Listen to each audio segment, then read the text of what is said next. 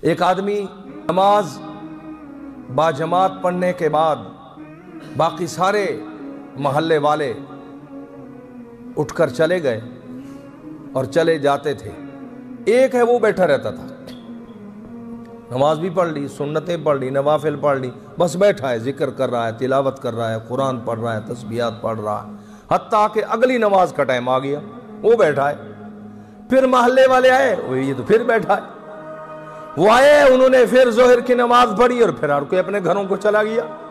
پھر یہ محلے والے عصر کی نماز کے لیے آئے تو پھر وہ بیٹھا ہے۔ تو باقی نماز پڑھنے آتے تھے، چلے جاتے تھے، یہ بیٹھا رہتا تھا۔ تو فرشتے اس کے ذریعے اللہ نے آواز دلائی، کیا چاہتا ہے تو؟ بیٹھا جو ہے یہاں، کیا چاہتا ہے؟ تیرا مطالبہ کیا ہے؟ تیری ضرورت کیا ہے؟ میری کوئی دیکھا کہ بار بار آواز آ رہی ہے، کہا میری کوئی ضرورت نہیں، فرشتے کی آواز ہے۔ اللہ نے اس نے جواب دیا فرشتے سے، میری کوئی ضرورت نہیں۔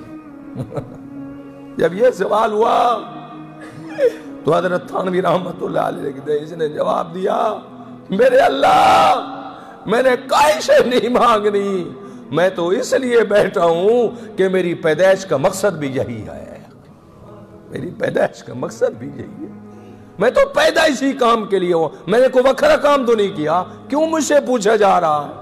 میں نے کوئی وکھرا کام تو نہیں کیا، میں جو عبادت کر رہا ہوں ہر وقت، میں تو پیدا اسی کام کے لیے ہوا ہوں۔ وَمَا خَلَقْتُ الْجِنَّ وَالْإِنسَ إِلَّا لِيَعْبُدُونِ، میں تو تمہیں پیدا اسی کام کے لیے کیا ہے۔